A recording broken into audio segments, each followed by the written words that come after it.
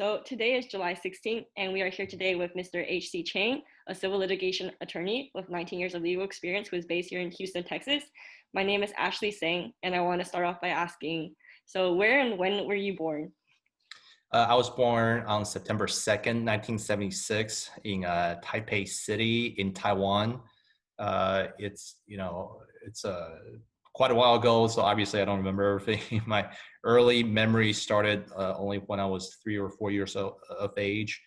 My mom gave birth to me when I was in Taiwan, obviously, but they later told me that my parents were going to school in Washington, D.C. at the time. They actually took me as a baby to spend quite a bit of time in Washington, D.C., which I had no recollection of whatsoever. My early childhood memory really began, I think, when I was age 3 or 4 in a small apartment and not in Taipei City, but Taipei County in the northern part of Taiwan. So how would you describe the household that you grew up in? The house I grew up in, you call it a house, but it's, in American standard, it's really more like an apartment or sort of a high-rise. There's no yard, which is one thing I learned by surprise once I actually moved here. It's not huge, but it was, sufficient enough room for my parents, me, my brother, and my grandmother, who lived with us for a long time. It's I can talk to you quite a bit about my childhood memories if you want me to go there. But I grew up in a city called Yonghe, spelled Yonghe. I was told when I was growing up there that it was, in terms of population density, it's one of the top 2 or 3 places in the world in terms of population density. It competed with Bangladesh as one of the most densely populated places in the world. I guess for most people in the northern part of Taiwan, you grew up in cities, and cities meaning buildings right next to each other. There's just a lot of people cramped into a relatively small acreage of land in that area. So how would you compare like this kind of like dense city to like Washington, D.C. Mm-hmm. Like how would you compare like the neighborhoods? Washington D.C. I'm told that I've spent some time there when I was little. I have zero recollection of it. My first recollection of Washington D.C. was in I think year 2000 when I was in law school. Our law school organized a trip to Washington D.C. for NAPABA, for the National Asian Pacific Bar Association there, and I got a chance to see Washington D.C. That was quite a place. I think overall, the experience growing up in Taiwan versus the experience growing up in the United States is that first thing I noticed is that there are yards here in the U.S. Everybody has a yard. Everybody has a house. Everybody has space. Everybody can afford personal privacy. Everybody can afford room, and that's a luxury that I did not have when I was growing up in Taiwan.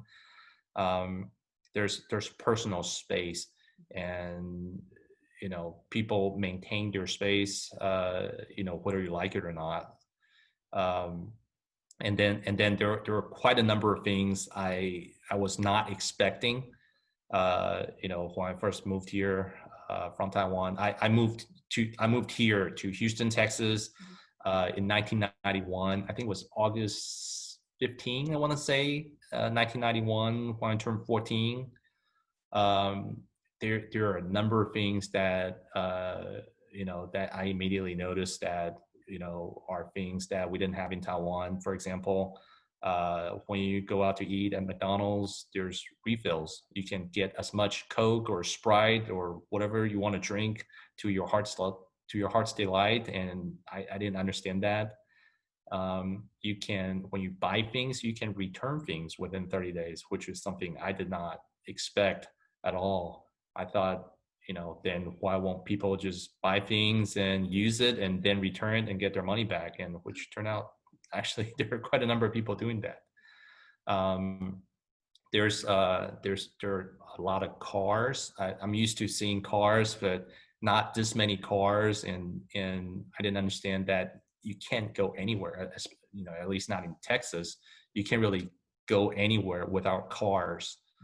And then other things like, credit cards are widely used.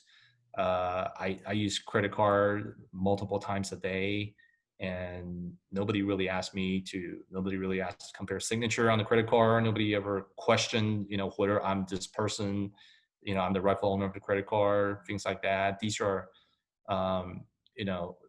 moving to the United States. Not only are you learning a different language, you're also learning a different system of how the society functions. And then there's just a completely different system. There's more trust being placed on people. At least here in the United States, people assume that when you tell them things, it's, you meant what you say, which I thought that's great. And another thing,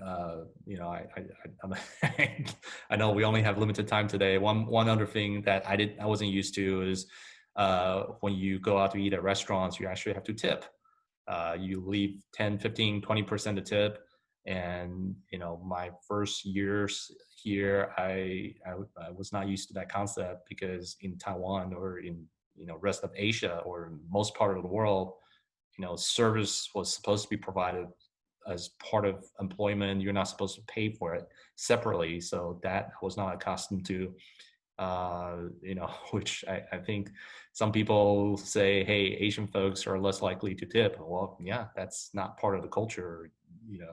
I think Asian folks are more used to a different concept. But, I know I go on and on, but these are a number of things that come to mind, the differences I've noticed once I had a chance to come to the United States. Quite a few. So what were some of the values that your parents emphasized while you were growing up? So I think this is probably common to a lot of folks in, especially in the East Asian Confucian culture. School, your studies, those are, the number one things that your parents expect of you. They don't really put a lot of emphasis on all the other things that the American education system address. School, studies, testing, grades are the, what defines you as a student in a lot of the Asian education system. Here, there's more variety, sports, music, extracurricular activities. One thing, I'll tell you, I know I sound old, but I finished middle school before moving here. My last 2 years in middle school in Taiwan, I would go to school at 7 a.m. in the morning. I would come home at about 8 or 9 p.m. at night. I would spend the entire day in school. That was how it was like. I would go to school every single day, meaning Monday, Tuesday, Wednesday, Thursday, Friday, Saturday, and Sunday. You get Sunday afternoon off, but you still go to school Sunday morning. But for 2 years, I went to school every single day. You get a couple of days off for important holiday being the New Year, the Chinese New Year. That's it. But otherwise, you go to school every single day. Versus when I first came here, I started high school. I went to school at about 7-ish, and then school goes to recess by about 2:20, 2:30 in the afternoon. And so my first day in high school, school is over at 2:30, and I thought, where's everybody going? You are done with school this early, then how would you ever learn anything?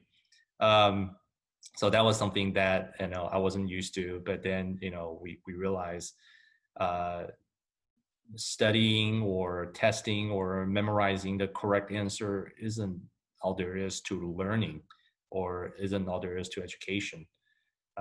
So the things that I learned from an educational perspective, that I learned from my parents or learned from the society in general, those things aren't necessarily applicable to education here, which I'll tell you, I'm glad, because the Asian education system that I went through was very strict, very, very demanding, versus I feel the education system here provides much more freedom to the individual student. So I hope that answered your question. Yeah, for sure. So then do you feel like this like switch from this Asian American education system to the American education system, did your parents also have a change in mindset to how you approach your studies as well then? Or like encourage you to take on extracurriculars? They didn't really understand the American education system. They just, they want me to do well. The grading system in Taiwan, for example, I can tell you, when I was middle school, we have quizzes or tests every single day, 3, 4 a day. So, so I was accustomed to that. And then versus, going to high school, starting high school here, you don't have as many reading assignments. You don't have as many quizzes or tests.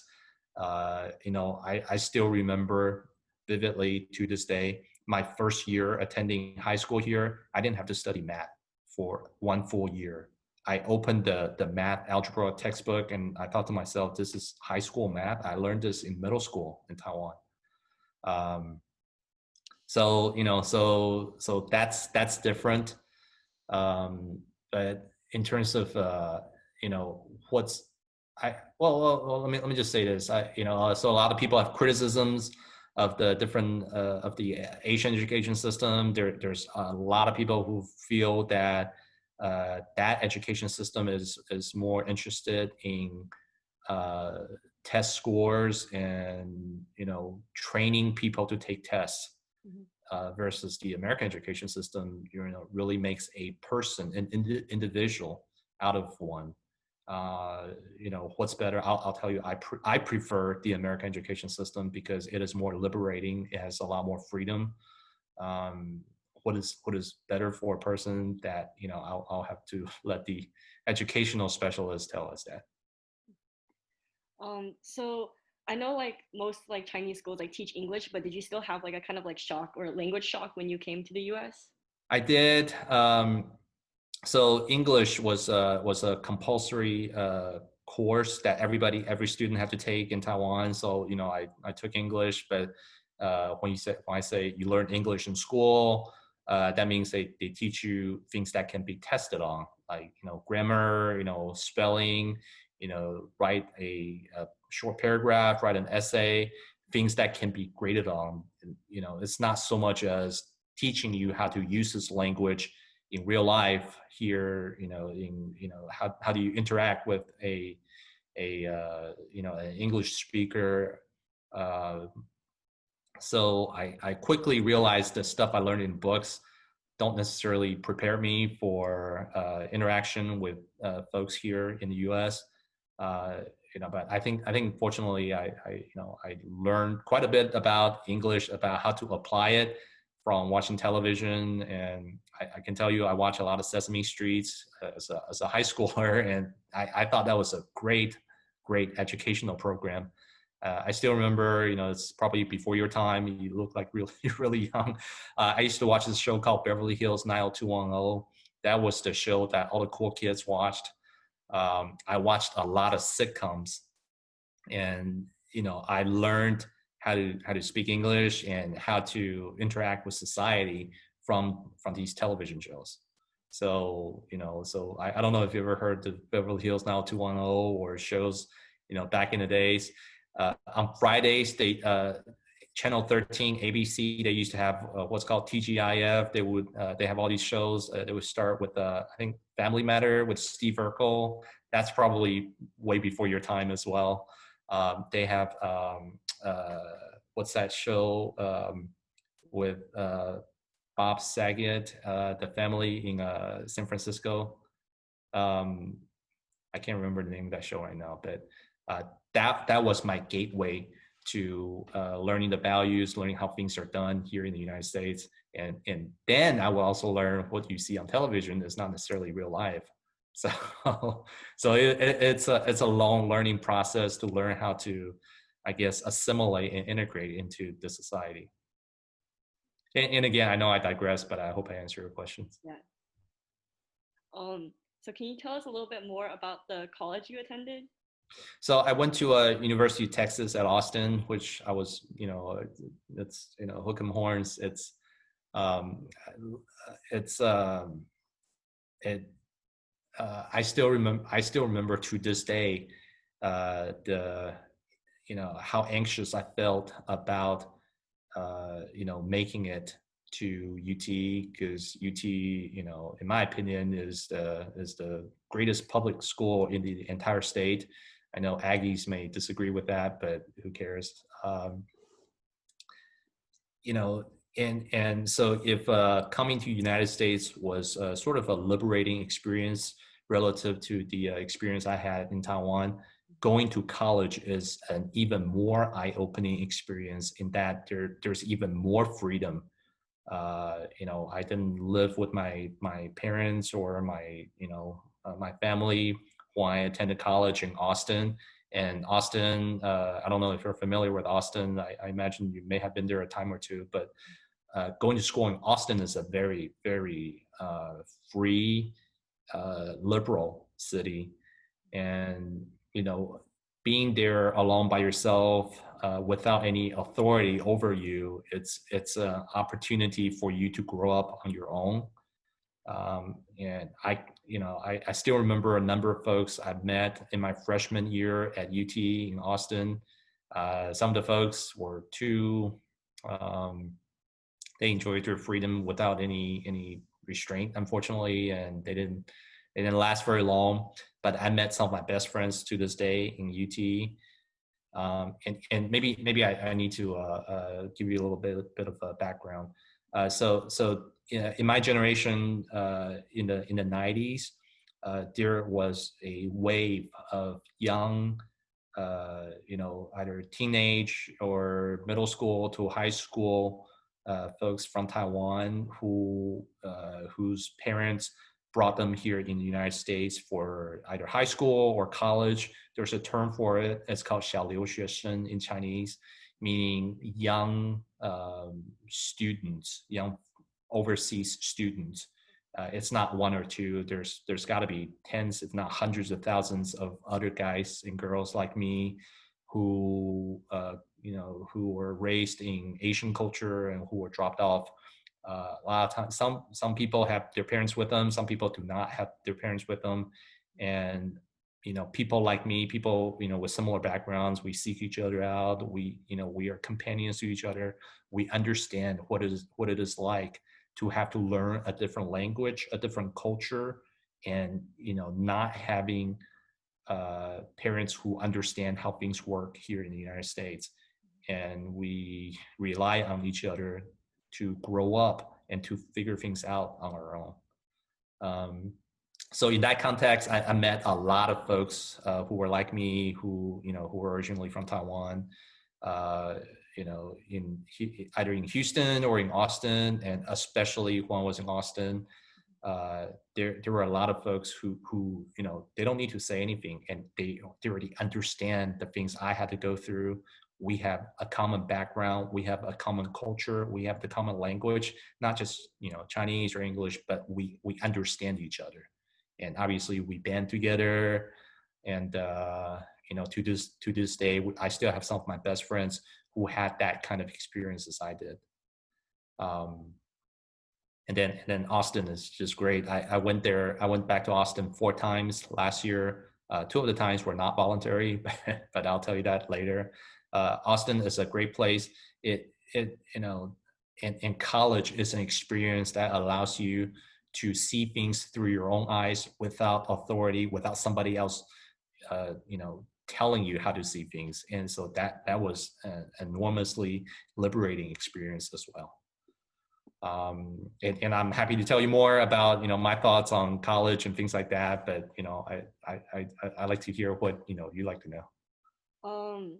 So like I know that like they were one of your biggest support systems, like have knowing people who had similar experiences to you. But were there any Mhm. other organizations out there that also supported like the difficulties you had, like transitioning? Sure. So I went to church. There's I think it's called the Chinese Bible study that I attended, and then there was also a student organization back then. It was called TUSA, the Taiwanese Undergraduate Student Association. And then there's also the Chinese Student Association. There's all kinds of Asian student associations that I joined.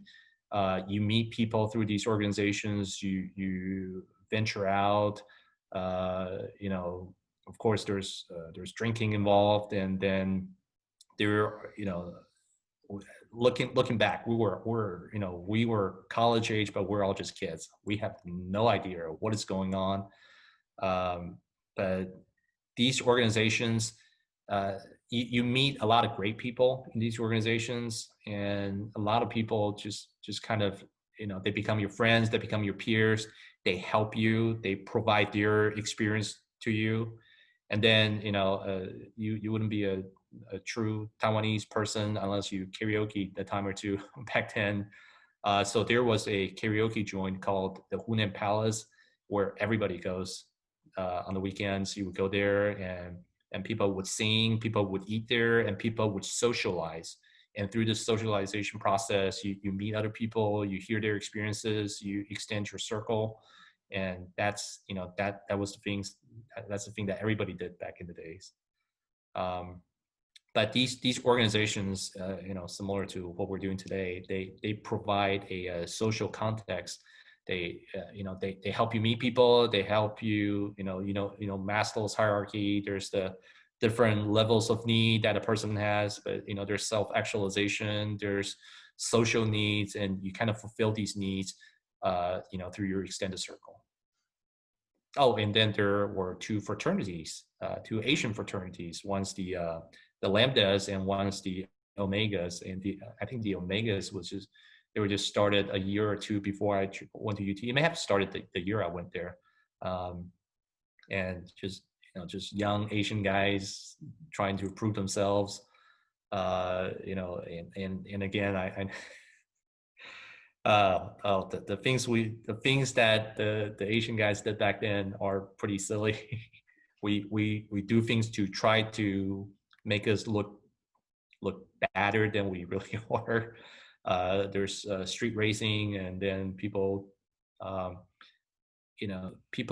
some people try to pretend they were in a gang to make them look badder than they really were. In reality, we were all college students that wanted street credit, and some people figure out a way to make them look really bad with things they do. But in reality, looking back, we were just college students trying to impress girls, trying to look tougher than we really were. Were most fraternities kind of trying to look bad together, or was it like mainly the Asian American ones that were focused on that I aesthetic? think the Asian ones especially wanted affirmation. I'm sure you understand that Asians, are considered, we're the peaceful, we're the soft, we're the compliant culture, and we're nice people. And then obviously when you're in a more rebellious stage in your life, you feel, I'm going to be different. I'm going to be the tough Asian gangster, uh, and I'm glad to say that 99% of people that I knew who try to be Asian gangsters did not become Asian gangsters. They ended up, most people graduated from college and found careers and started their family. They didn't, for example, do massive crimes like you see in movies and things like that.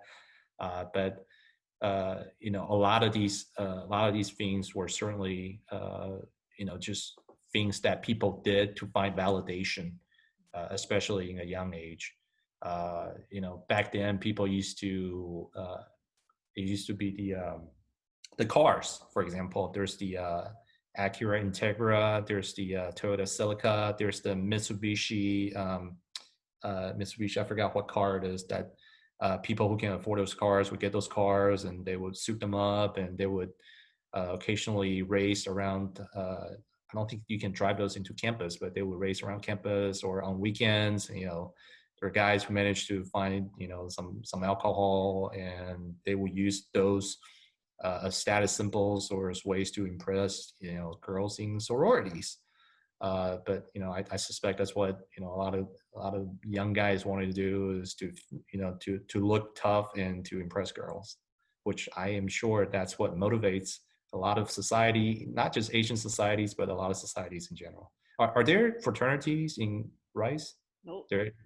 Okay. Just residential colleges that are sort of considered our fraternities. Mm-hmm. Okay. How do you think like the Asian community, especially in like UT Austin, do you feel like it's changed over time then, and like their values? I think the Asian community, as I understand, so so there's the local Asian community, and then there's people who go to college, and we don't necessarily have roots in Austin. There's a Asian society, and now there's back they didn't have it back then, but now there's a Chinatown in Austin, and then there's a lot of great Chinese restaurants and tea shops and things like that we didn't have. We had a handful of Chinese restaurants back in the days, and in terms of interaction with the local community, I think I had an opportunity to do that by attending the Bible study from time to time. Bible study, host potlucks and things like that, where we have an opportunity to interact with local Christian groups and things like that, and that's how we got to know the real local community. So I did get a chance to meet a number of folks who are native to Austin. But I think my experience there is more about interacting with folks similar to me. We're from Houston. I think people from Houston stuck together, people from Dallas stuck together, and then overall people got to know each other, and we kind of gradually melted into one big pot of Asians. So in college, what subject were you most interested in studying? Like, were you always an economics major? I actually wanted to go into finance at one point. I didn't quite get there, and so back then, which again is way before your time, college tuition was crazy expensive back then. When I was in UT, I paid a shocking $4,000 a semester for tuition back then. I say shocking, I say that facetiously because I know it's much more expensive nowadays. I told that to my roommate, who's a Caucasian guy, who's local. I had to pay an international student price because I was from Taiwan, so I paid $4,000. My college roommate said he paid $1,000 a semester for tuition in college in UT. This was 1995, just so that we had it good back then. And he was shocked that I paid 4 times as much as he did. So the objective, so obviously, my dad was paying for it at the time. I didn't really have a job back then. My dad was paying for the time, so he wanted me to graduate as soon as possible. I graduated in 3 years because I took a lot of summer schools. I took every summer school there is to take. I took every winter course there is to take. I took all the basic courses like government, English, and something else I can't remember. I got all those out of the way from community colleges. I took all of those, and I was out I graduated. I went in 1995. I graduated in 1998. Economics, I will tell you, which is probably true to a lot of folks. A lot of my teachers, professors, adjuncts were incredibly intelligent, well-written, well-researched folks. I'm embarrassed to say that I remember very little from what I learned in those several years. And don't laugh, I promise you that will be what you experience in a couple of years. I still, but I will say this, I enjoy learning about the subject matter of economics. It helps pave the way for you to understand how the society works. And obviously the society we live in is an incredibly complex society. You learn basic principles, you learn concepts, which kind of helps you understand and navigate a lot of things that, you see in the news today. You read about the trade war today, and a lot of rhetorics. I thought to myself, gosh, all these trade war talk I learned in Econ 301 or 302 back in 1995 as a first-year economics major. And I know the person on television saying all these things has no idea what he's talking about, because I remember that from my textbook. Or you kind of try to, in economics, it's about the study of human behavior, like a lot of other sciences, if you can call it a science.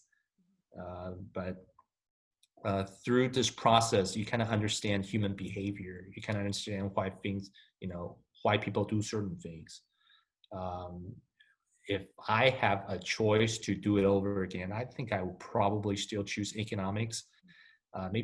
Maybe a different discipline of economics is pretty diverse. There's all kinds of different branches of economics. There's labor economics, there's monetary, there's all kinds of different branches. I think it's a fascinating field.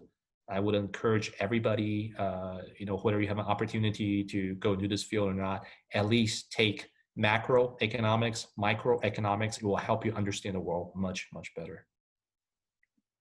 How has economics kind of influenced your decision to become a lawyer? It has none. Oh. These are just two things that just happen, or maybe, I like to tell people my mom was an economics major. My dad was a law major back in Taiwan. So, I tried to do what my parents did. I studied economics in college and I studied law in law school.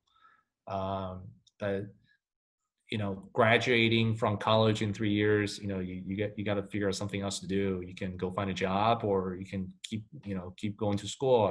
I thought I was still a pretty young guy. I think I needed more schooling, and I was accepted to University of Houston, so go Cougs, law school, and I started there in 1998, and I finished in 2001, and that was a completely different experience as well. But go ahead. What were some of the extracurriculars that you were involved in University of Houston Law School and like UT Austin? Did you say intra or extra? Extracurriculars. I don't know if drinking counts, but I did a bit of that, but I'm not sure if this should be part of the interview, or maybe we can edit that out or not. Socializing, karaoke. I'm not embarrassed to admit, actually. Karaoke is a very important social tool, especially in the Asian circle, I think. I did, one thing that always interested me was martial arts. I took Kung Fu, and that's something I still do, help me pass the time from time to time. And I did a lot of reading, and I did a lot of, surprisingly, I actually learned more Chinese in the United States than I did in Taiwan. I learned more about the culture aspect of the Chinese culture in the United States than Taiwan. I learned more Kung Fu in the United States than I did in Taiwan. I never learned any Kung Fu. I actually learned here in the United States from my teacher, Master Ernie Wu, here in Houston. I learned to speak some Taiwanese, which is a dialect in Taiwan. I actually learned to speak some here in the United States. I learned some Cantonese. I learned a little bit of Korean. I learned a little bit about other Asian culture. I learned more about Asian culture in the United States than I did in Taiwan. Because one thing about the United States is that it is a culturally diverse melting pot, that allows you an opportunity to interact with all walks of life. And then obviously there's Asian culture, and then there's all kinds of different culture. I don't think I would have the opportunity to be to interact with all these other cultures if I never came here.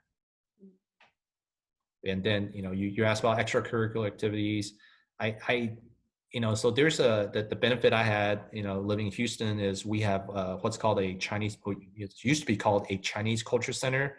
It's a kind of an entity sponsored by the government of Taiwan. They provide, and the culture center we have here, in Houston, I'm told is the largest of its kind in the entire world. So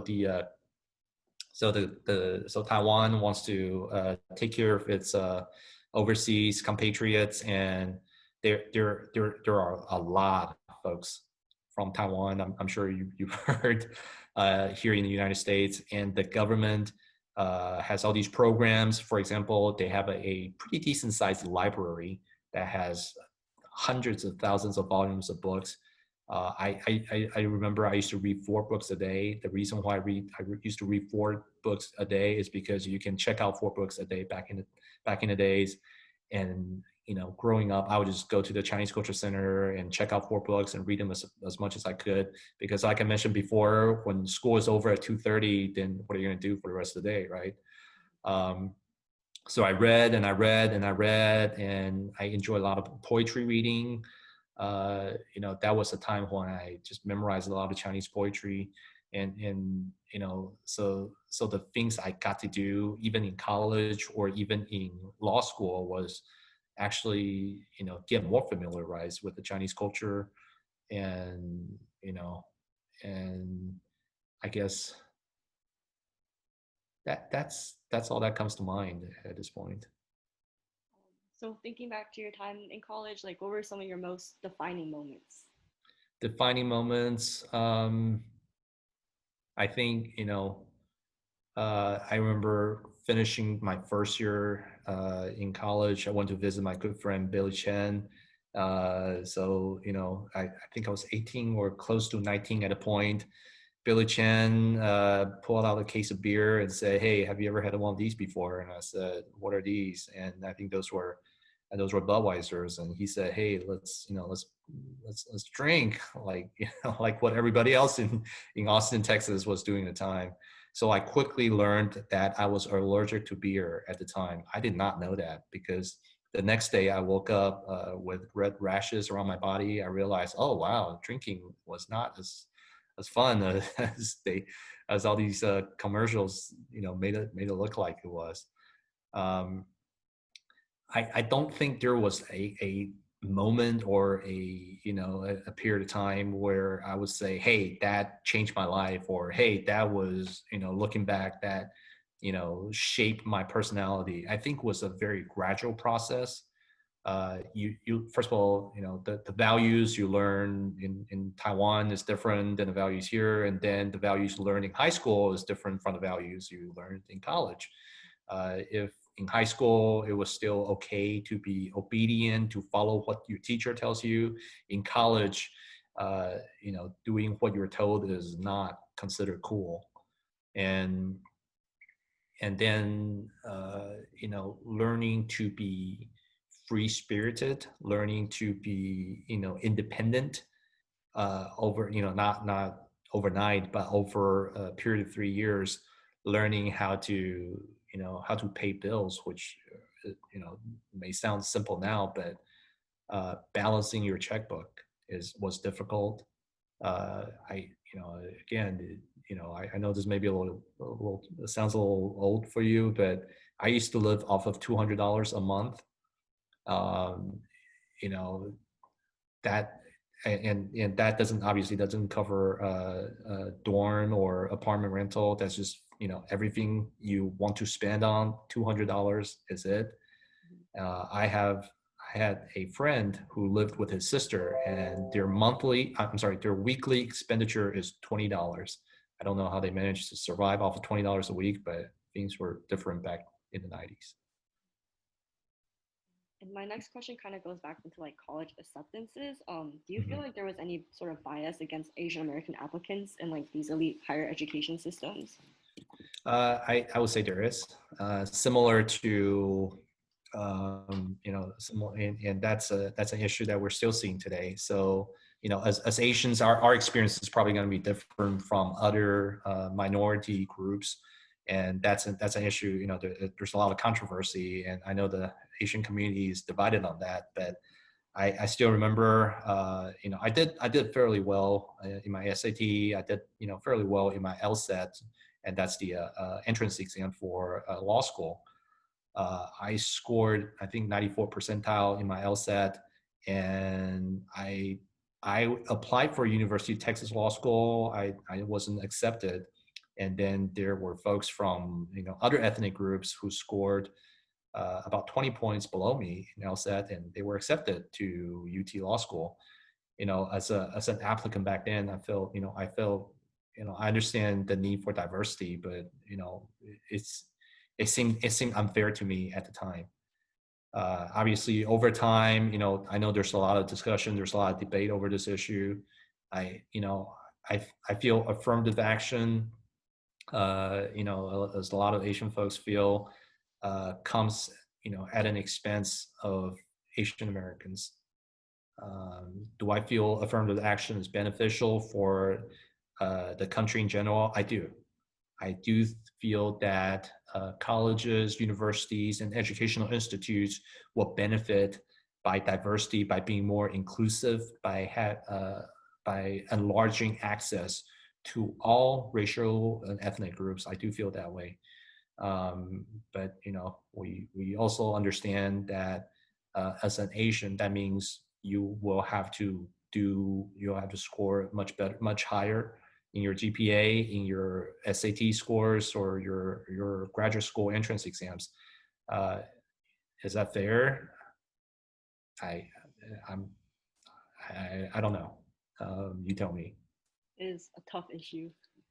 Yeah, it's there's I met a lot of people who feel very strongly about this situation, one way or the other. There was a Dr.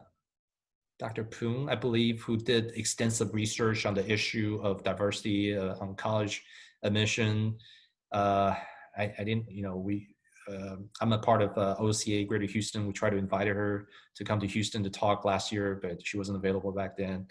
I can talk about this issue for the next hour and a half, but I know that's not the subject matter today. So we'll address that another day.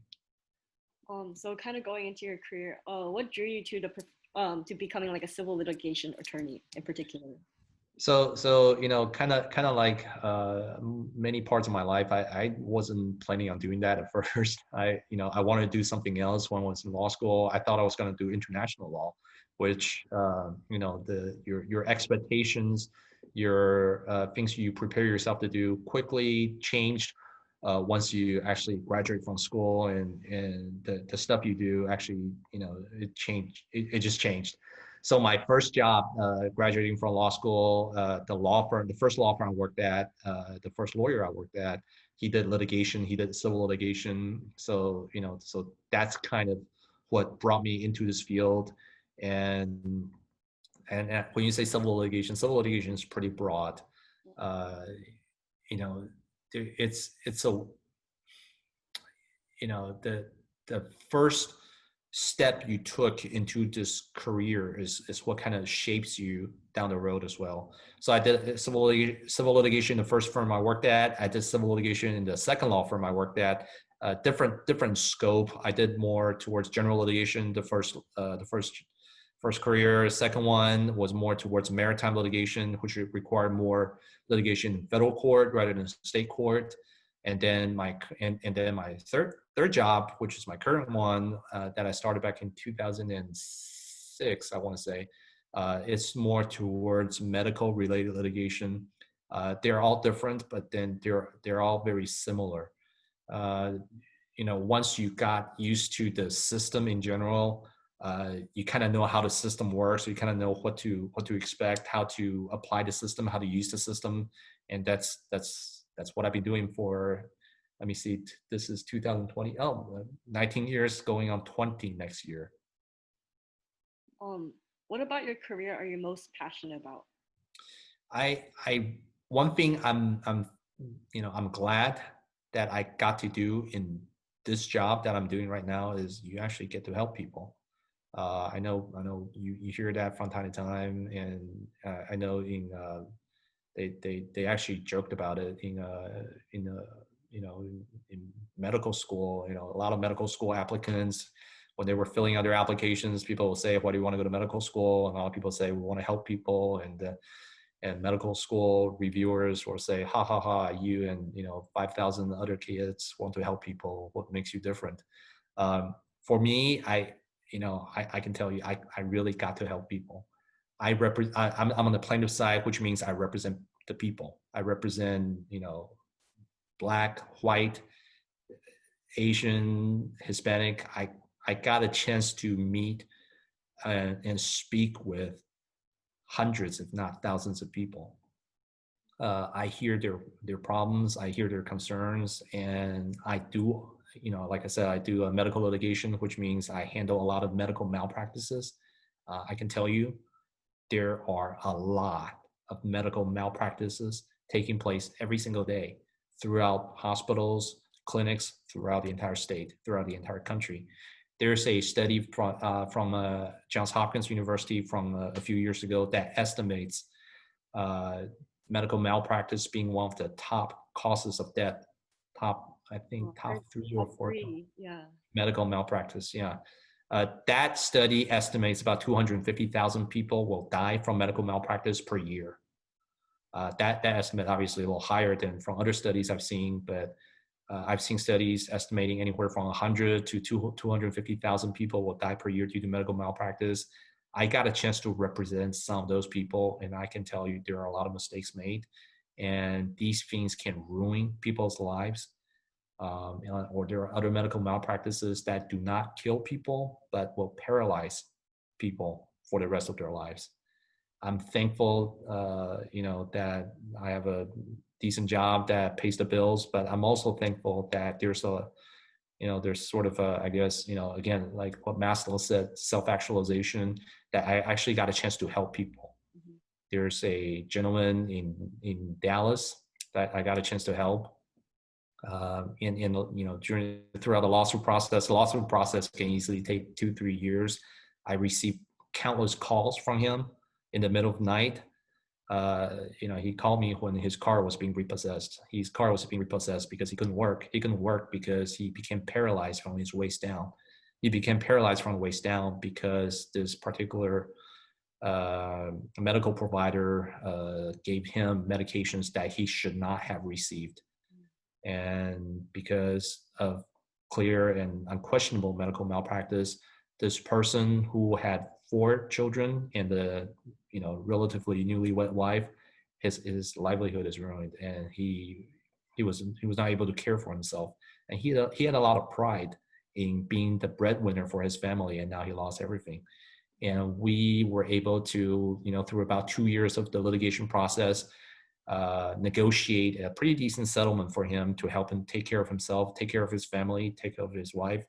And even though what's taken away from him can never be restored, at least we're able to help him mm-hmm. to gain some of the things that he's lost back through monetary means. And then I can tell you quite a number of similar stories. There's a gentleman in Oklahoma that we were able to help. There are several families in Northeast Houston, Northwest Houston that we were able to help through the things that we do. The Texas legal system is not particularly favorable to plaintiffs, especially not in the medical malpractice setting. But I'm thankful that we were able to bring some help to these folks, and that's one thing that I found fulfilling in doing what I do. And again, I know I talk too much. If you can give me a hint, like blink 3 times or something, tell me I need to wrap it up, I'm more than happy to comply. And also the 90-minute is not a hard deadline. We can okay. make it as long as you want or as short as you want. Okay, yeah, I am, I will do whatever you want. So how has being fluent in Mandarin kind of impacted your job? Like, has it opened up any opportunities or? I'll tell you this. People used to say, "Hey, HC, you speak Chinese pretty fluently. You speak English." I would like to think I do. That must be advantageous for you in your job. I can tell you so far, I haven't seen a whole lot. I that may be because in my work, vast majority of work that I do don't involve the Chinese aspect. My first several years of practicing law, the one time that Chinese came in handy was the time when the senior partner and us, we all went out to lunch at the nearby Chinese cafe, and I ordered everything for everybody in Chinese fluently. I think that impressed them, but other than that, it hasn't really, probably because of my particular line of work, doesn't really require a whole lot of Chinese. I think in other, in the more social aspect, that the Chinese speaking helps some, hasn't been a necessary part of my work as of yet.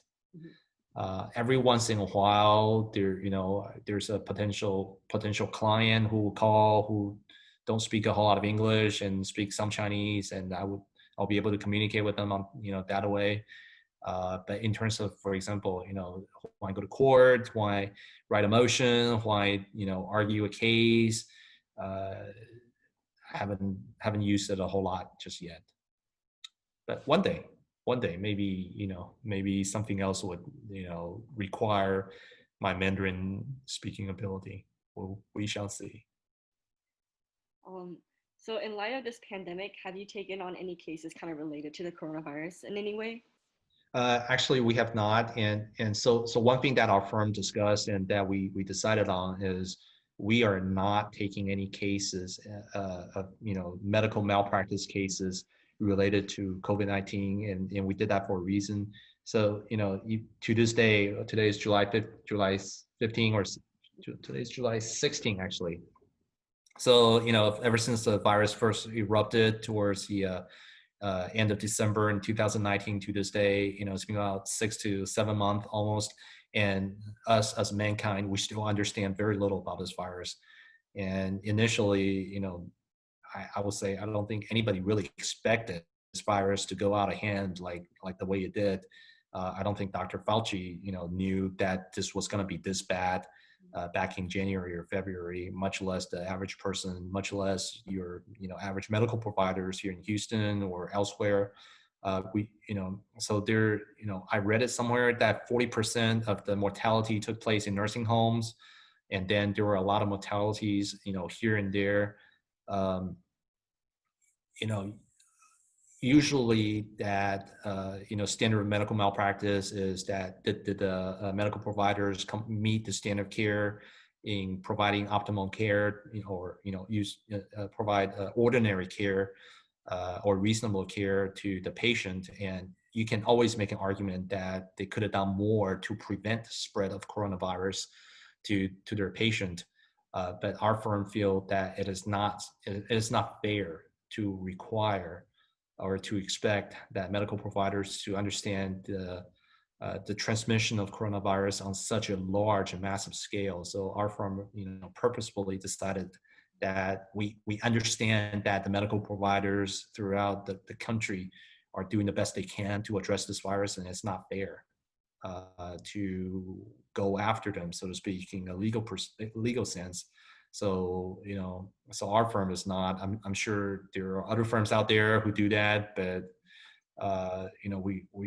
we want to be as reasonable as we can in dealing with this virus. Out of the cases that you have represented to date, do any particular ones stand out where maybe like racial injustice seems to be a factor?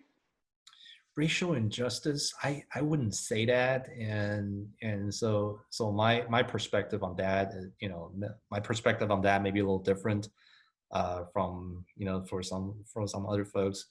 I first came, like I said, I first came to Houston in 1991.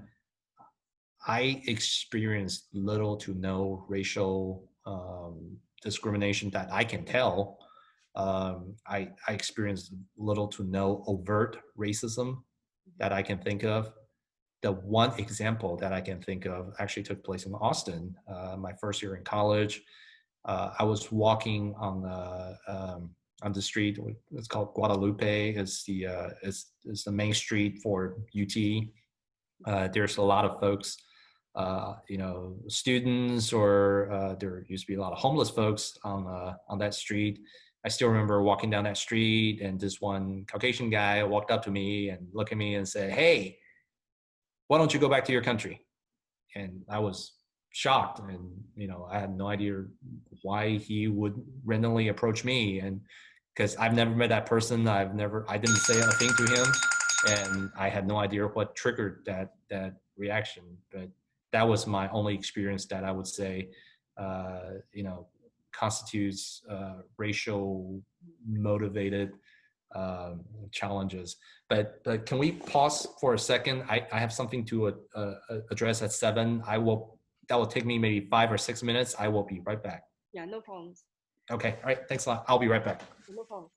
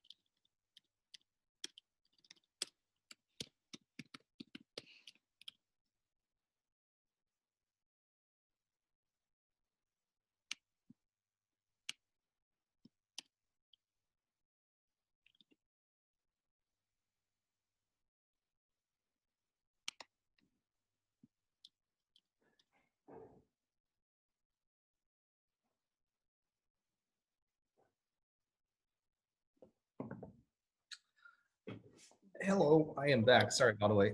No problems. Okay.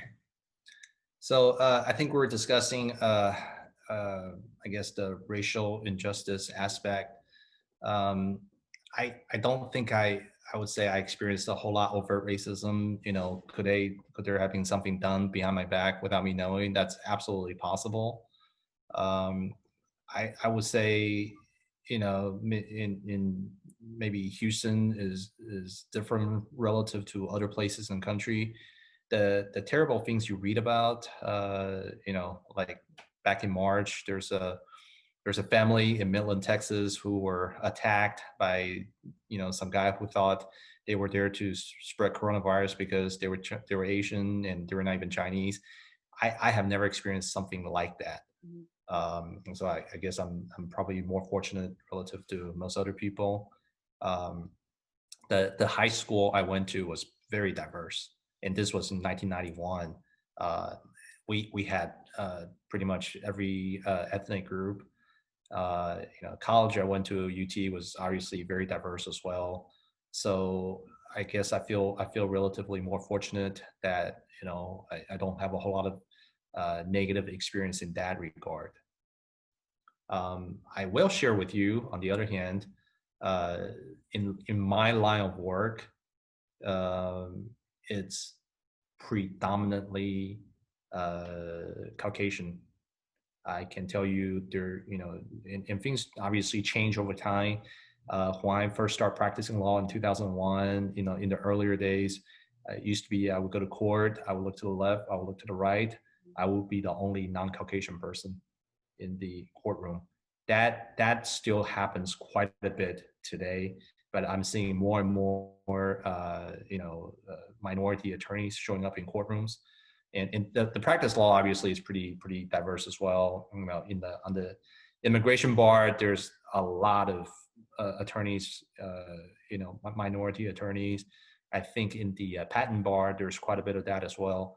And the what I do, which involves personal injury, medical malpractice, that's very rare.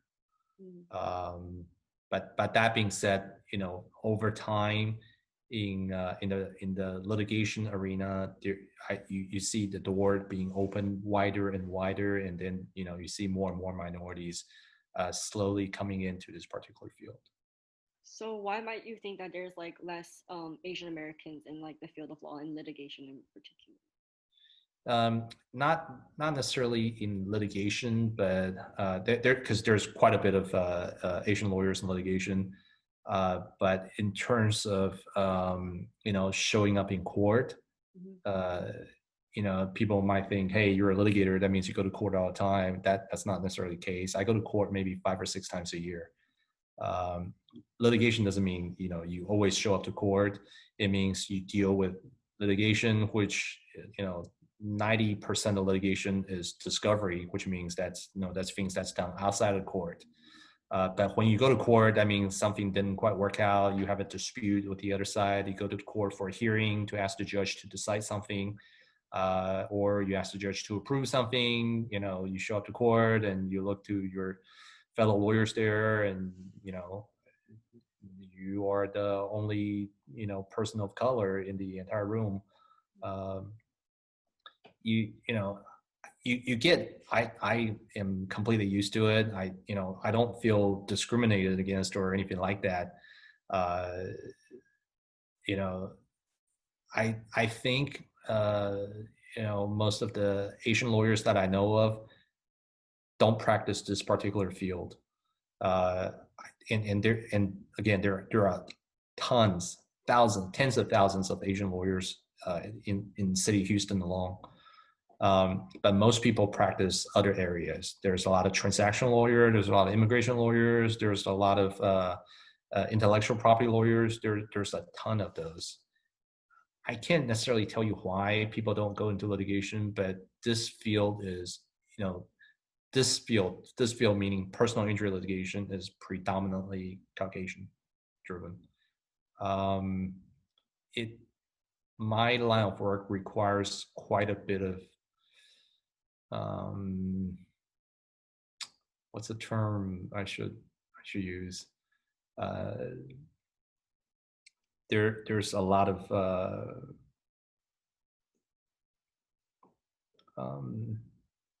you got to use the legal process to negotiate a settlement for your client.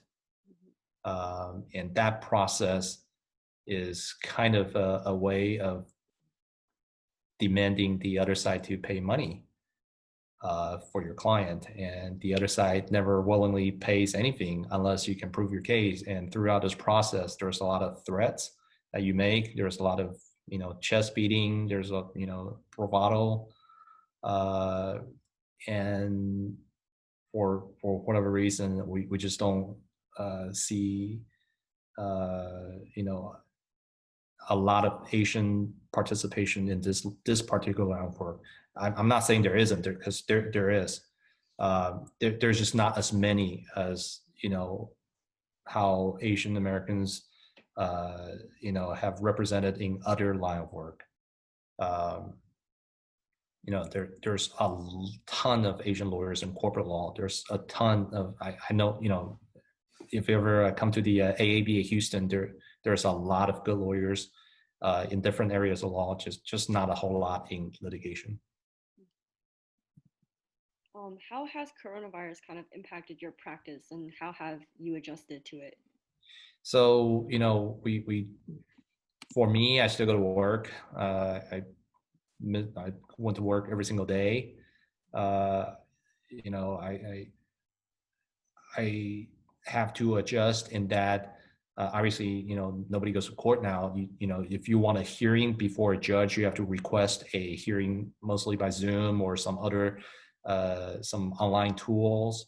And it impacted me because a number of trials that my firm has to be rescheduled because nobody's going to court and nobody holds trials.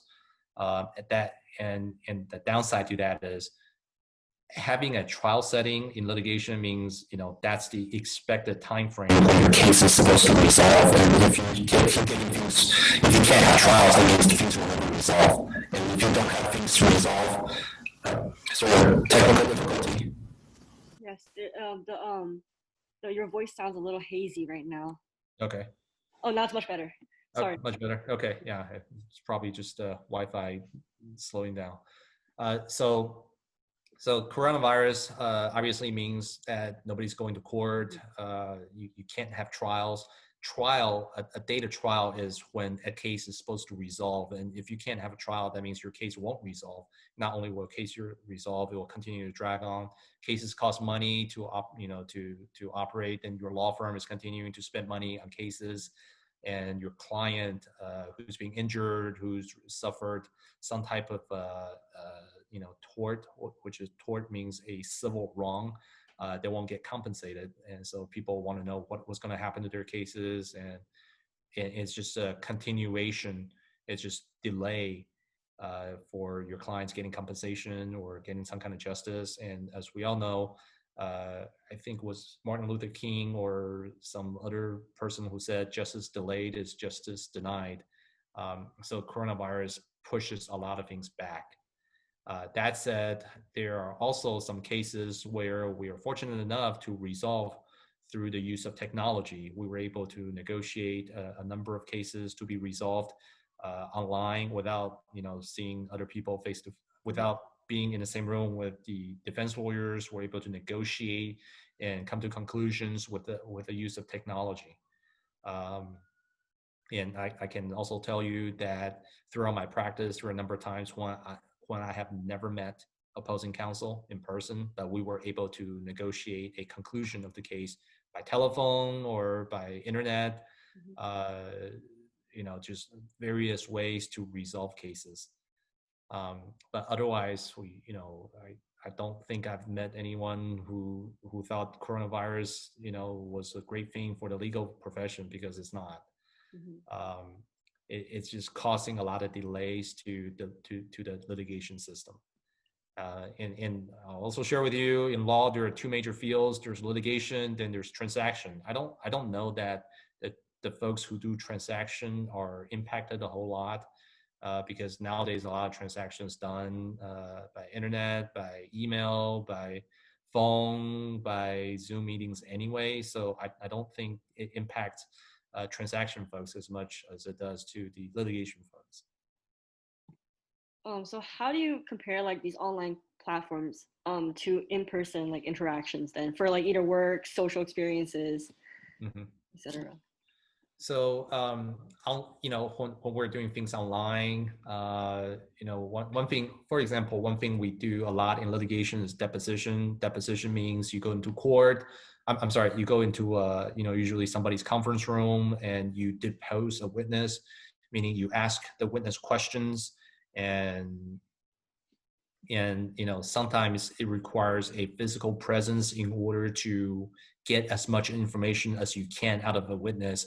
And then there are things it's just difficult to accomplish without you physically being there, because sometimes from time to time you need to hand a document to the witness and say, Mr. Johnson, you said, so and so, but what is this right in front of the document that disproves everything you just said?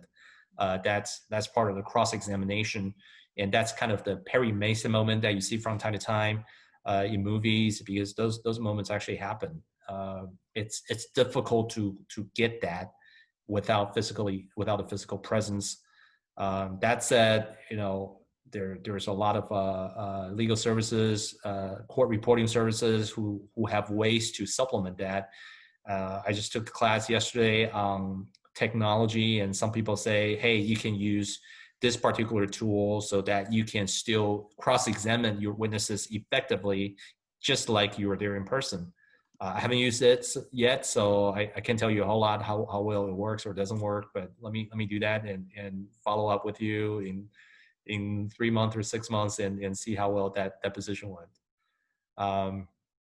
But yeah, technology, there are benefits, there are downsides. I think I'd much rather, for example, today, I know we're technically 1,500 or 2,000 miles apart, but we're able to communicate, face to face. I personally, I prefer, meeting a person, sitting in the same room, and actually, I feel that there are messages that could be communicated better. But I'm more old-fashioned that way. Besides that work, how has the coronavirus epidemic kind of impacted your life? So I haven't seen my friends for a long time. I feel that my Asian friends are relatively more concerned about the virus than in general. Mm-hmm. I think people are afraid to go out to eat at restaurants. I invited my friends to go out to eat at restaurants. They shake their heads, and I used to go visit my parents, once every several days. Now, I'm concerned. Hey, am I carrying a virus without knowing? I probably shouldn't go visit my parents very often. So I try not to do that. It's harder to have human interactions because of quarantine and because of the recent resurgence. I'm not sure if resurgence is the right word, but the surge in cases in Texas, in Florida, in various other parts of the country, just bring a lot of concerns to people in general. So yeah, I mean, it destroys your social life.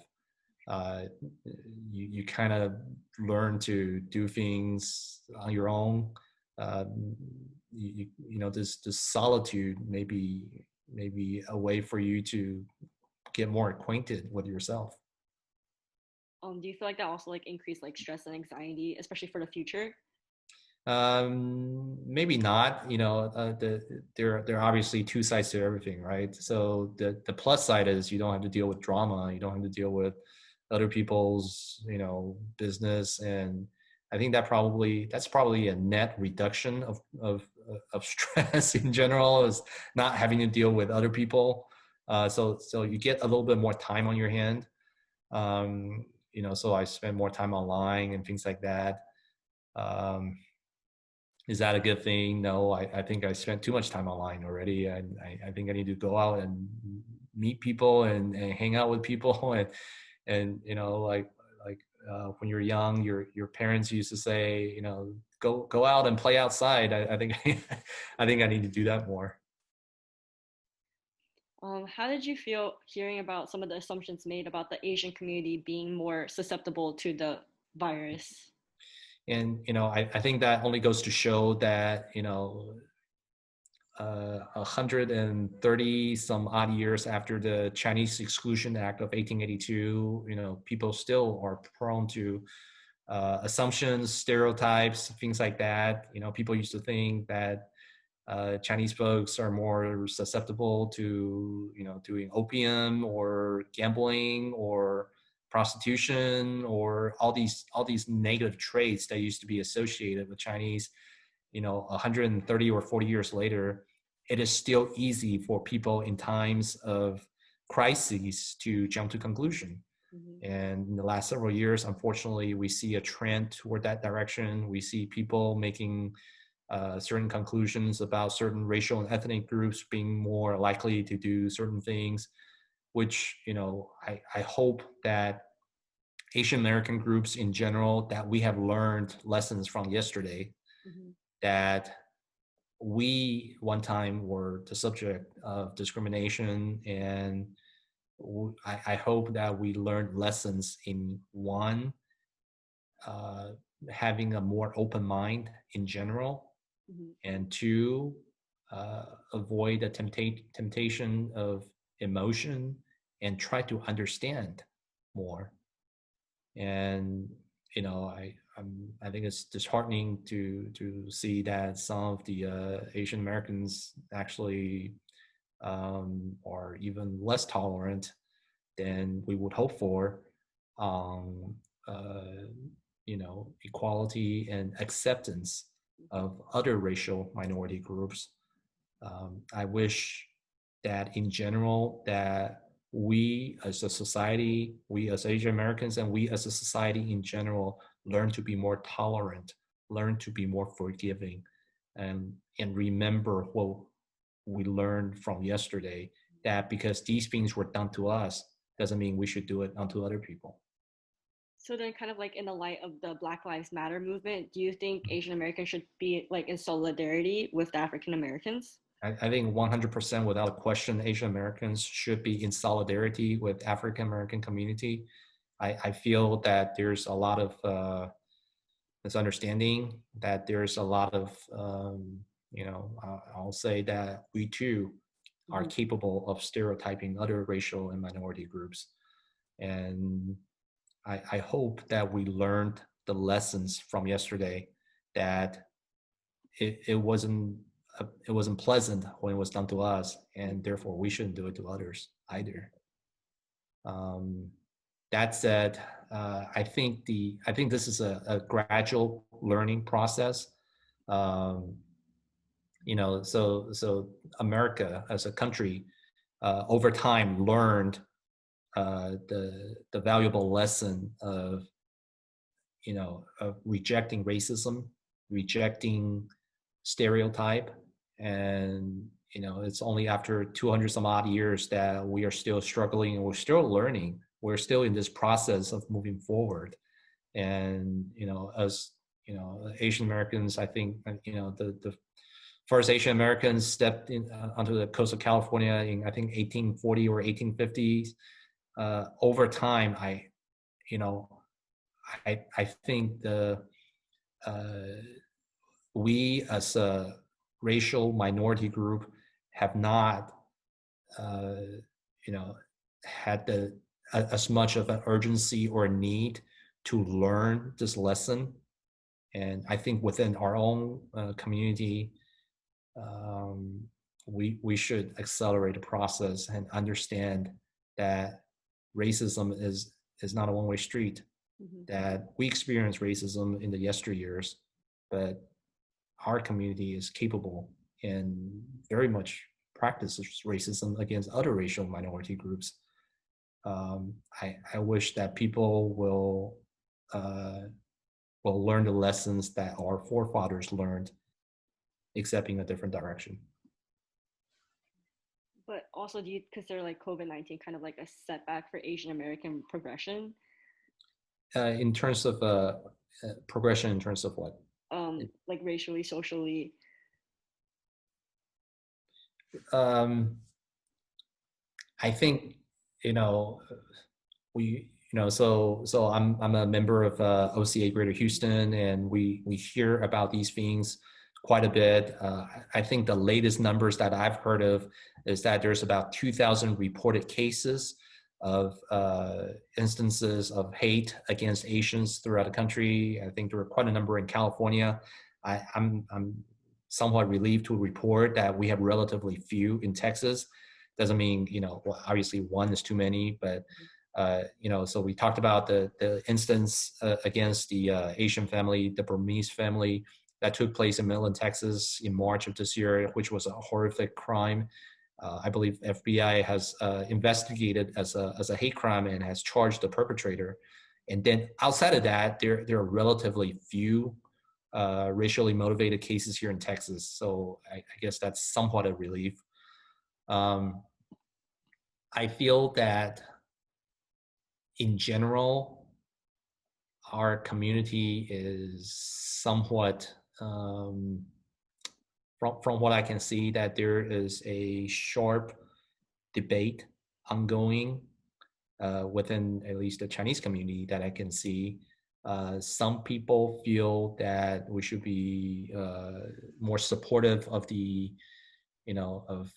of a number of social issues, LGBTQ rights, African American equality, immigration, things like that. And then there's a group of people who feel very differently about that direction. And to be very frank, I think there are valid points made by both sides, but I will say that now the debate is shifting more towards just people yelling at each other. It's just expression of raw emotion rather than an attempt to find mutual grounds, to find a solution to the many problems that our society is facing. And I will also say this: despite all the problems we have in this country, I still think this is the greatest country in the universe. I think what unites us far, far outweighs what divides us. There are things, and again, if there are things, if we agree on everything, that'd be wonderful, but that's not going to happen. And if we agree on everything, that makes the world a very boring place. I think I'm from, I was raised Chinese, and I subscribe to the doctrine of the Ming, or in Chinese, the Confucianism experiment of the tradition that it's called Zhongyong, or means the doctrine of the Ming. You're in the center. You're not on the left. You're not on the right. You're in the center, because I feel that every country will have a left side. Every country or society will have a right side. Just like every person will have a left hand and everybody will have a right hand. Right now, it feels like the left side is saying the right hand is stupid, and the right hand is saying the left hand is stupid, which in reality, I think we need both hands in order to be a functional person. So when the more progressive folks accuse the more conservative folks of certain things, or when the more conservative folks accuse the more liberal folks of certain things, I feel that's silly. I think a society needs both left, both right. Absent one particular side, we wouldn't be whole. We wouldn't be a complete society or culture or country. I wish people would keep in mind that you can have your preference, your differences, but in the end, we are one. Can you also tell me a little bit more about your involvement with OCA?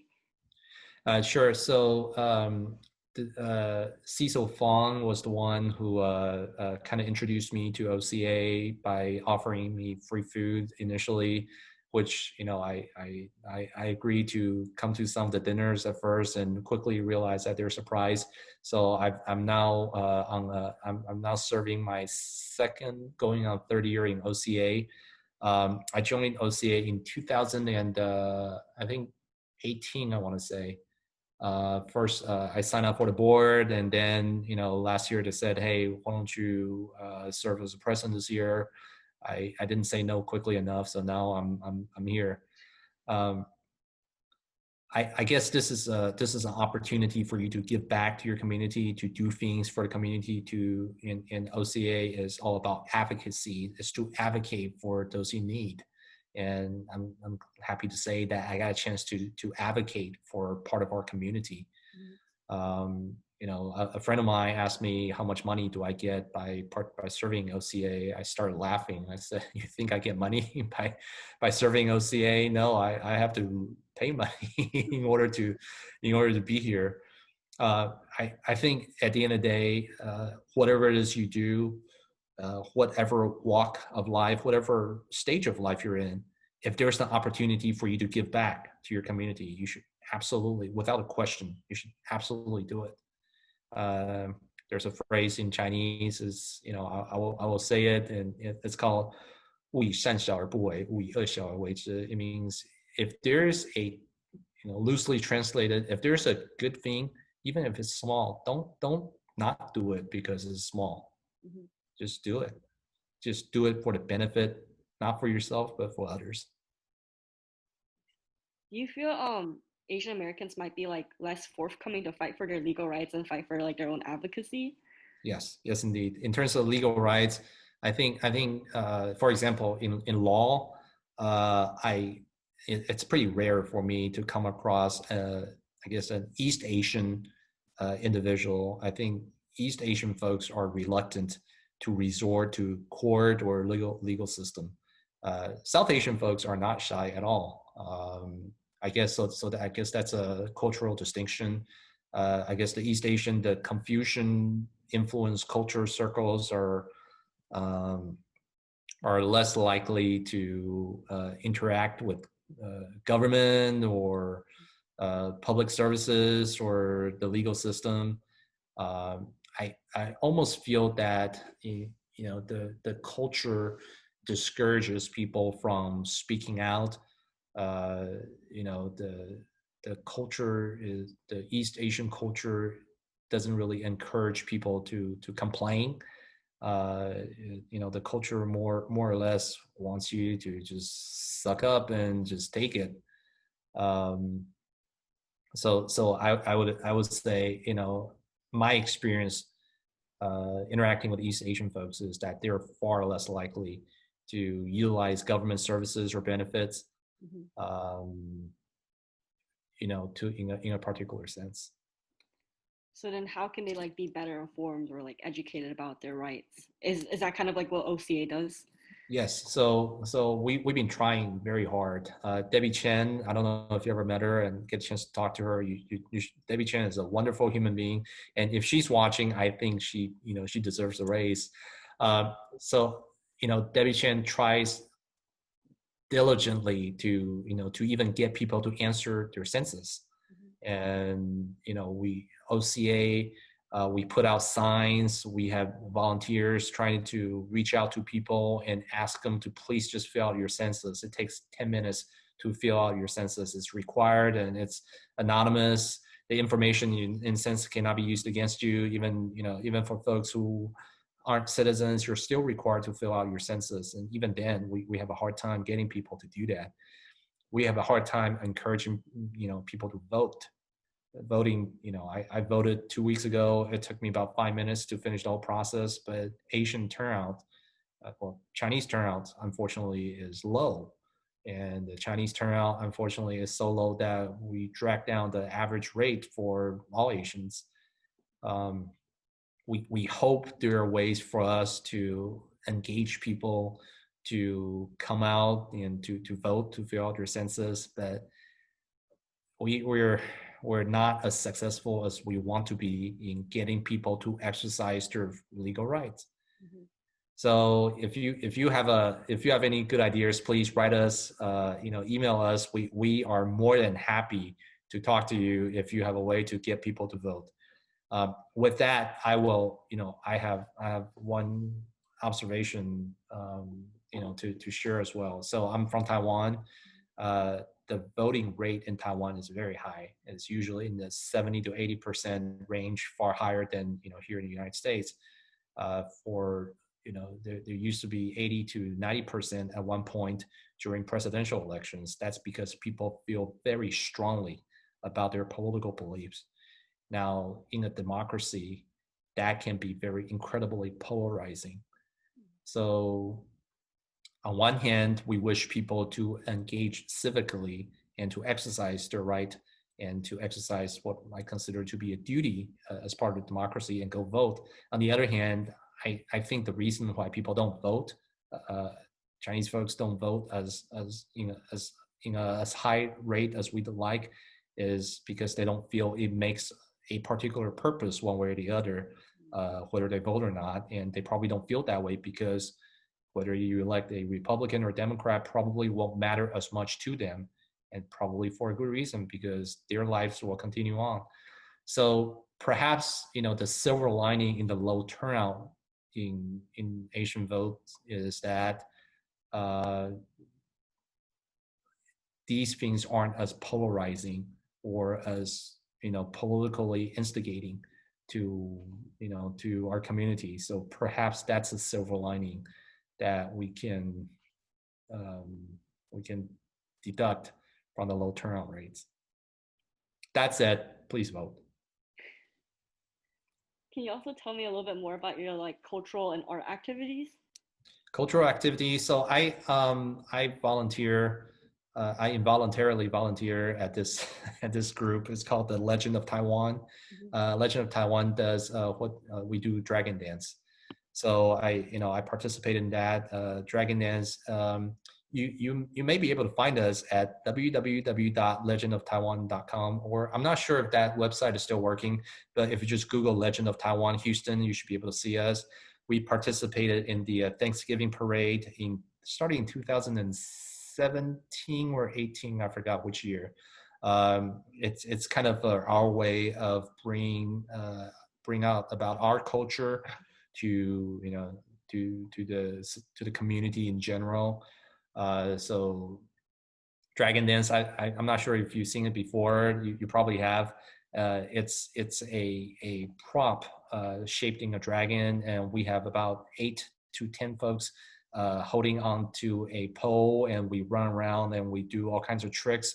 And I'm happy to report that in the last Thanksgiving parade that we participated in, the people were just crazy when they saw us, and they were applauding feverishly when they saw our performance. So I'm happy to report that. Other cultural experiences, like I still practice Kung Fu from time to time, and we perform. Our organization hosts a tournament every March to April here in Houston, Texas. And one thing about the Kung Fu or the Chinese martial art aspect is I noticed that it attracts a lot of folks from other ethnic backgrounds. We see a lot of Caucasian folks, Black folks, Hispanic folks, South Asian, Middle East, and all walks of life are attracted by this. This is something that our culture has to offer that seems to generate a lot of interest from other sides. So that's one thing that I wouldn't I think this is one part of the culture that I see a lot of interest and participation in. So how would you most identify yourself as a Houstonian, lawyer, Asian American, all of the above? I think all of the above, and that identification changes over time. Obviously the first day I got here in Houston, I felt myself as Chinese, and overall there's overall in Taiwan, there's a shift of identity in the last 20, 30 years.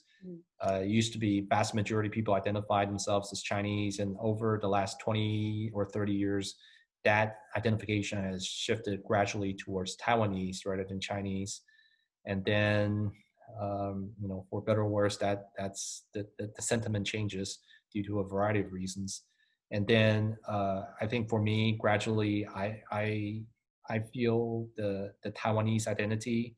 I feel the American identity. I feel the Asian American identity. I'm happy to report that America is a very tolerating society in general. There are imperfections, nobody's perfect, but overall, I think this is still a welcoming and tolerating culture in general. There are times when I feel, going to the Heights or going to downtown, sitting in a restaurant, I feel an American. There are times when I sit in a hot pot place or when I sit in a karaoke, I feel the Asian aspect of the culture. So, so to answer your question, that identity, that shifts from time to time, depending on the occasion, depending on the time of the day. I guess what particularly reinforces a particular idea, depending on the time, the occasion, the people I'm with. There's no one answer that's true 24 hours a day, 7 days a week. This is a thing that changes from time to time depending on the situation. Then have you ever been affected by like the myth of the model minority? How do you mean by the myth of model minority? And I say that rhetorically. Mm-hmm. The model minority, for one example, in my work, in my building, on my floor, on the other side of the wall is I still don't know what it is they do, but they have police officers showing up all the time. Like, every single day there's like 5 or 6 police officers there. I would come across them. They would look at me. I would look at them. They have never, for example, harassed me or anything like that. I guess I look like, somebody who's not threatening at all. Nobody ever, put a knee to my neck or did anything like that. Does that have something to do with my ethnic background that, perhaps they don't consider the quote unquote model minority to be threatening? Maybe. On the other hand, there are times when, people naturally assume that I'm good at math, which I am not. I am, I math, computer science are just not my thing at all. So, the model minority situation would not apply to me in those cases. Now, it is also true that the Asian American community, relative to others, we have higher education level on average. We have higher income on average relative to other ethnic groups. Is that good? Is that bad? You tell me. I think everybody want to succeed, whichever walk of life you may be in, whichever ethnic group, whichever racial group you may be in. Everybody wants to succeed and do well in life, do well for himself, herself, do well for their family, their loved ones. If we have an opportunity to have higher education and better income, I think everybody will welcome that. Is that bad? I wouldn't think so. Some people will say, but why should we fit that model minority mentality? My response to that is why shouldn't we try to do well for ourselves and for our community? Do you have any advice for people interested in law or bridging like different cultures and nations? I would say, so that sounds like a two-part question. As far as law, I would say read a lot, mm-hmm. and then go out and interact with the real world. And what's the real world? That go help volunteer at a local event, go eat at a local restaurant, go talk to people you don't know, go talk to people who have different background, go listen to other people's thoughts, mm-hmm. talk to people online, have a debate, talk to somebody who share a different view from yours. Look for dissent. Look for people who think differently from you. Step out of your comfort zone. Step out of your echo chamber. See things differently. And then learn to support your position or learn to support the other position. Let evidence determine what side you should be on. Mhm.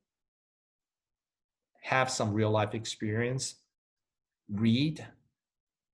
Those are ways for you to familiarize on why there are laws, why things are done certain way, because laws are what society has designed to help formulate how things should be done, either in a more efficient manner or in a more productive manner. Laws are designed to encourage certain behaviors and discourage certain behaviors. Once you understand how the society works in general, hopefully you'll understand the purpose of law. And as far as, I'm sorry, what's your second question again? How to bridge like different cultures and nations. Um, I, I'm still working on that, but my personal experience is to, and similar to the first part, to try to do something that you haven't done before. Try to step out of your comfort zone and interact with other culture, other aspects. And it may be that you will be an ambassador of goodwill between you and the Hispanic community, and that is a wonderful thing, because obviously the comfort zone is, hey, let's stick with what we already know, that what we're already familiar with. Let's keep doing the same thing that we're doing, and then how do you know you're not missing all these other things? One thing I think we have the benefit of here in Houston is that we have a lot of different restaurants, different food, and food is usually a good way to start the process for you to, I remember my experience in going to India section of town and on Hillcroft, and I walked there and I knew very little about the culture and the people there. I just stopped and asked a random person, hey, I'm interested in learning more about your food, and the person was incredibly friendly, and he said, this restaurant has XYZ that you should order, go ahead and try it. I went ahead and tried it and I got hooked. Chicken tikka masala was a wonderful dish that I continue to try on a weekly basis to this day. That's part of the cultural experience that I wasn't expecting. And again, we have the incredible benefit of the incredible rich in diversity here in this country. There are just so many walks of life that brought a part of their culture from the different continents. All we got to do is, I think the first step is to seek out their restaurants, and that's probably the easiest step one. And two, there are all kinds of cultural festivities throughout. I imagine Atlanta would have a lot of those. Here in Houston, we have quite a bit of that. We have an international festival, which unfortunately is not going on this year, but there are so many festivals for you to go to and immerse yourself with different cultures. I still try to do that from time to time. There's different events that, if you can try to make time for it, spend a couple of hours a week. I obviously, once the pandemic is over, don't do that now. But if you have an opportunity to engage and to embrace different cultures, I promise you it will be incredibly rewarding in the end.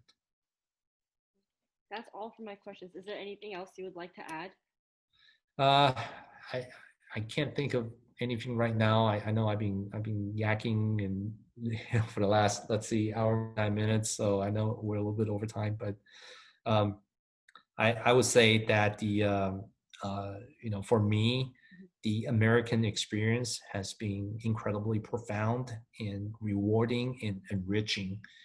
Um, I I think my advice to young folks like you, and I say this like I'm really old, which I feel I'm pretty old, uh, just go out and try as much as you can. Don't do drugs, but there are a lot of cultural activities, experiences that's available to you at a click of a button. Um, See the world as much as you can. Travel when not right now, but travel when you're able to. Engage different cultures. Talk to people you don't know. It will pay dividends. It will enrich you as a person profoundly. So, so with that, I mean, always feel free to, I guess, follow up and ask me any more questions you may have. I'm always happy to share my humble experience, being in this country. I still, there's still times that I think of myself as just that one boy who had the honor and the privilege to be in this country and to learn about the opportunities here. That experience obviously is different for everybody, but there is a lot to be gained in life once you engage it. I encourage everybody to live and to experience as much as they can. Thank you so much for doing this interview. Not a problem. Thank you, Ashley. I appreciate it. Thanks. Okay, so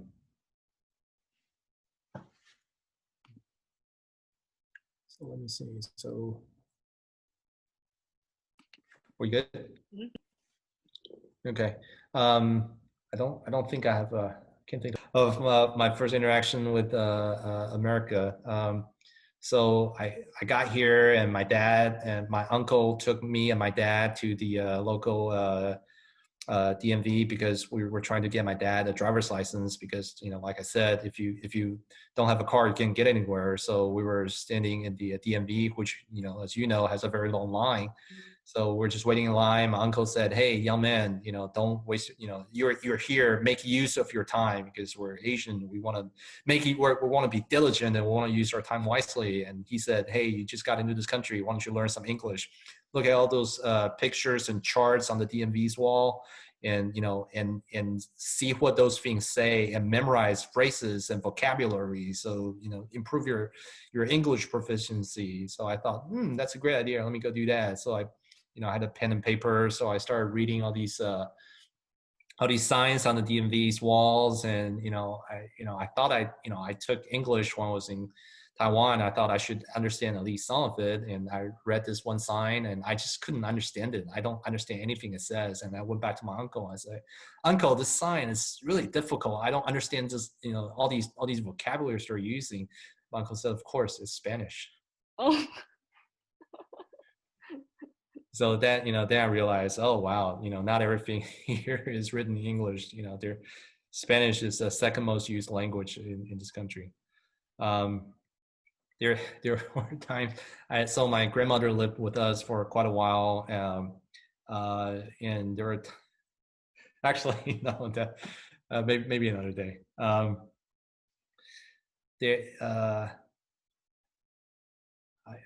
Let me see if I can think of anything else that wouldn't, embarrass my family too much.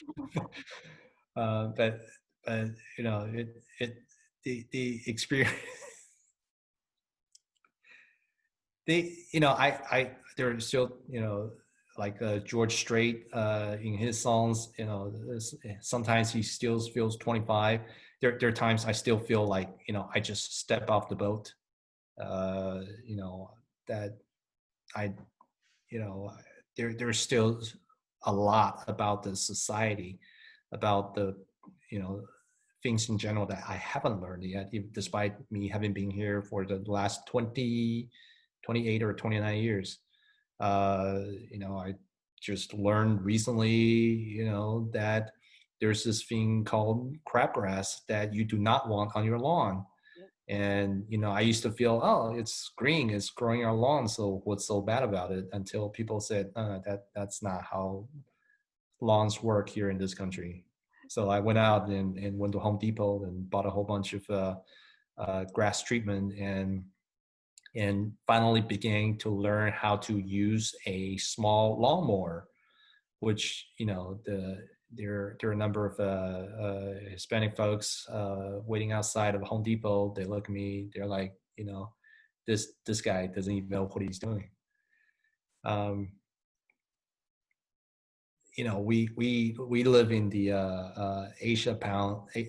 the Asia side of town, and our experience is probably more unique. I used to live right next to Chinatown. I could walk to Chinatown for lunch, for dinner, and I'm just not used to paying a tip after at the end because, like I said, I don't feel that we should pay tips because shouldn't part of the price for lunch or dinner include a charge for the services that these folks were supposed to provide in the first place? And then I realized they too have to make a living, so I really should tip. But yeah, the for me, the American experience is an ongoing experiment that continues on as we speak. And I think it was Steve Jobs who said, "Be hungry, be foolish, always be willing to learn and get more out of life." So I think that's all I can think of for today. But if I think of anything else, I will continue to supplement. Please let us know. Thank you so much for doing this. Okay, no problem. Thank you, Ashley. Goodbye. Okay, all right. I'll see you. Signing off now.